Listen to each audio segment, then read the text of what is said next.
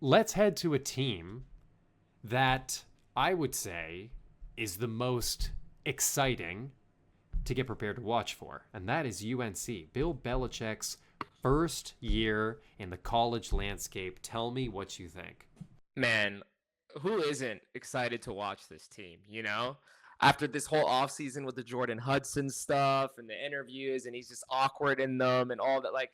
But I'll tell you what, he knows how to coach. And if this was one of those things where he went to the college landscape, like, say, like 5, 6 years ago before NIL and the portal was a big thing, I think he wouldn't be as successful as him doing it right now.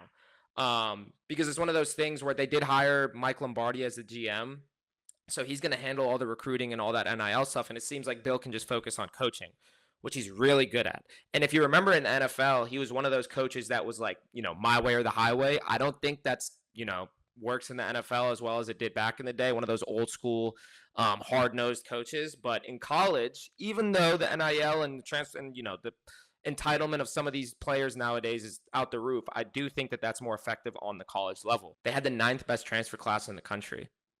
People are excited to play for this guy. And one of those transfers, Gio Lopez, he reminds me of a guy like Kyler Murray. He was like the best quarterback in the Sun Belt. I was looking at his highlights, and he's like electric. I think Bill's gonna have a lot of fun with this team. They got Freddie Kitchens back, he was on the staff last year, and Bill Belichick kept him as the offensive coordinator. So there's some continuity there.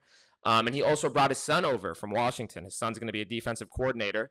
And with him joining the team, he also brought a bunch of Washington defensive players with him. But yeah, they made a bunch of noise in the portal, specifically on the defensive side of the ball. They did lose Omarion Hampton, which is a big loss, but I don't know. I am really excited to see this team, man. And, a lot of people are saying they have like the easiest schedule in the country. It's the easiest schedule in the ACC, but potentially the country too.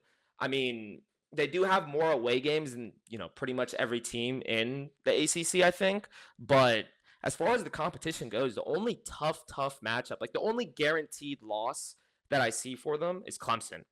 Other than that, I mean, dude, they could make some noise this year. And I think that's part of the reason for the win total being high, not necessarily just Bill Belichick. Because, first year joining a program is always tough. It's never going to be, no matter who you are, it's never going to be, easy. But the schedule is really in their favor, man. And last year they went 6-7. So 7.5. I mean, I'm taking the over, man. I'm rocking with Belichick. Like, I can't wait to watch this team. Gosh, what is there to say about this team? Let's go through the past. Let's take a little travel down memory lane, huh? Let's go through the last series of NFL coaches who ultimately came back to the FBS to coach. Let's see what group Bill Belichick has joined. Jim Harbaugh, obviously the most recent, left the Niners to come to Michigan. Pete Carroll also left the Patriots to go be at Stanford. USC. Nick Saban had that short stint with the Dolphins. Lovie Smith, Bill O'Brien also. The group the names are crazy. They're so good, actually. You have these like pretty defensive names in there too, heavy defensive names, heavy hitters. And now it has Bill Belichick, unfortunately, in the mix. What does that mean for the state of UNC? I have no clue. And there's way too much turnover, in my opinion, for this, for me to be able to put my fist down and be like, yeah, they're going to get 8 wins. I am not comfortable doing that. And I'm very surprised that you are too.